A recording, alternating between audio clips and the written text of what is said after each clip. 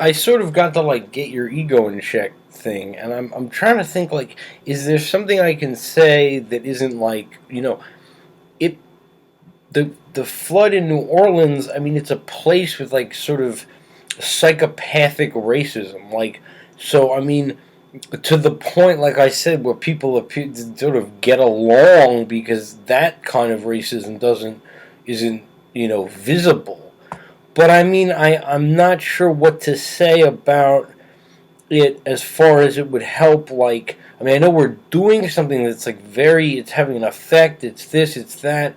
But I mean, gosh, it's a place where people, as far as race and what happened to the black people there. Like, I've told you everything I know. I mean, I don't see everything else we do. I kind of like play a game a little bit, and I tell you things like I've read, and I'm sort of using words. But no, I mean, this I don't know that much about it. I mean, I live there. I know what happened, but I feel like is there something I could say that would benefit our thing?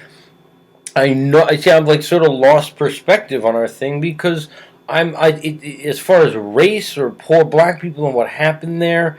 I mean, which I imagine is our topic. I mean, we're in a thing where like we're sort of it's so inappropriate to just say, well, the racism there is a psychopathic kind of racism on the under that's unspoken um, towards this massive population of impoverished black people who have been relocated. A lot of them in a way they're.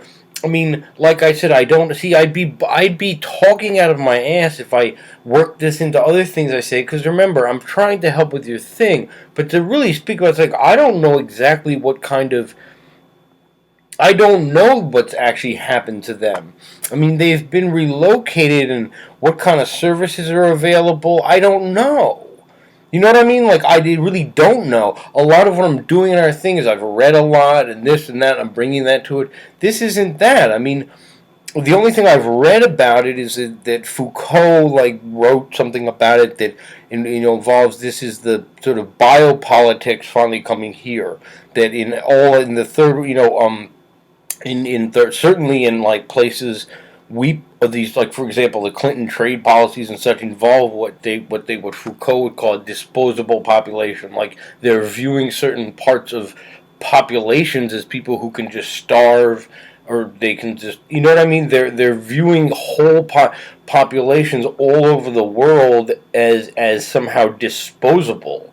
Like that's why people are paranoid. Like, are they trying to depopulate the planet? Like, well, I mean, that's a conspiracy theory. Like that actually is an irrational reaction to like sort of hating environmentalists or something.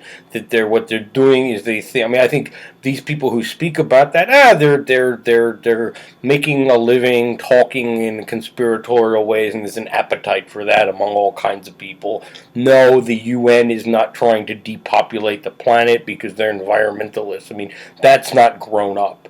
But I mean, as far as what happened there, I mean, you see, there's a what's perceived by those in power as a disposable population within our own country, but it already was like that in that the mass incarceration all over the country is not unlike that. But this, you saw the kind of way that people are treated by power systems and everything all over the world. It's just you never saw it in your own country. It shouldn't be a wake-up call about racism in America. That's a terribly narrow view of it. No, I mean, this is now you get to see, kind of like 9/11, a lot of activists from like other countries who've been experiencing reality said, I'm sorry to say, America, welcome to the world.